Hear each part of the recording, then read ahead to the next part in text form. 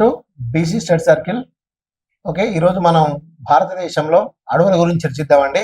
జనరల్గా మన భారతదేశం యొక్క విస్తీర్ణం ఎంత అంటే 32,87,469 చదరపు కిలోమీటర్లుగా చెప్పడం జరుగుతుంది. ఇండియన్ స్టేట్ ఫారెస్ట్ రిపోర్ట్ 2023లో మనకి వైశాల్యాన్ని ప్రకటించడం జరిగింది. అయితే జనరల్గా ఇందులో అడవులు అనేది ఎంత శాతం ఉన్నాయంటే 7,15,342 ఉందండి. 7,15,342 చదరపు కిలోమీటర్లో అడవులు అనేది విస్తరించబడి ఉన్నాయి. మరి భారతదేశ విస్తీర్ణంలో అడవులు ఎంత శాతం ఉన్నాయి అంటే 21.76% ఉన్నాయి.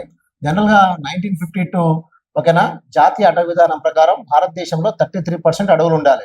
కానీ ఎంత శాతం ఉన్నాయి ఇక్కడ మనకు 21.76 మాత్రమే ఉన్నాయి. మరి ప్రపంచంలోనే అత్యధికంగా అడవులు గల దేశాలలో మన భారతదేశం అనేది ఎన్నో స్థానంలో ఉంది అంటే 9వ స్థానంలో ఉందని చెప్పుకోవచ్చు. ఓకేనా, రైట్. అయితే భారతదేశంలో ప్రస్తుతం 28 రాష్ట్రాలు, 8 కేంద్ర పాలిత ప్రాంతాలు కాక మనం గమనించినట్లయితే అందులో మనకు అడవులు ఎక్కువ ఉన్నటువంటి రాష్ట్రం ఏది అంటే ఫస్ట్ మధ్యప్రదేశ్ రాష్ట్రాన్ని హైలైట్ చేయొచ్చండి. మన భారతదేశంలోనే అడవులు ఎక్కువ ఉన్న రాష్ట్రం ఏదంటే మధ్యప్రదేశ్. రెండవ రాష్ట్రం ఏదంటే ఇక్కడ మనకు ఈశాన్య రాష్ట్రం, ఇక్కడ అరుణాచల్ ప్రదేశ్ తీసుకోవచ్చు.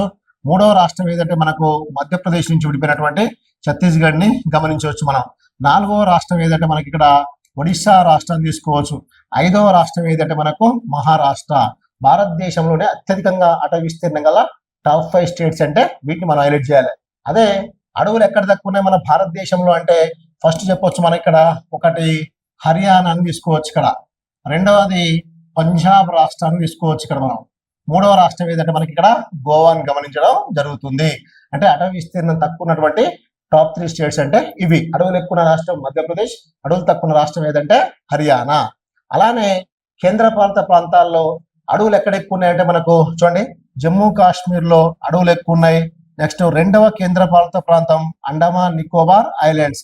అలానే అడవులు ఎక్కడ తక్కువ ఉన్నాయంటే మనం చెప్పొచ్చు పంజాబ్ హర్యానా రాజధాని చండీగఢ్ అని చెప్పొచ్చు. రెండవ కేంద్ర పాలిత ప్రాంతం ఏదంటే మనకు లక్షద్వీప్ గా చెప్పడం జరుగుతుంది. ఓకేనా, రైట్ అండి.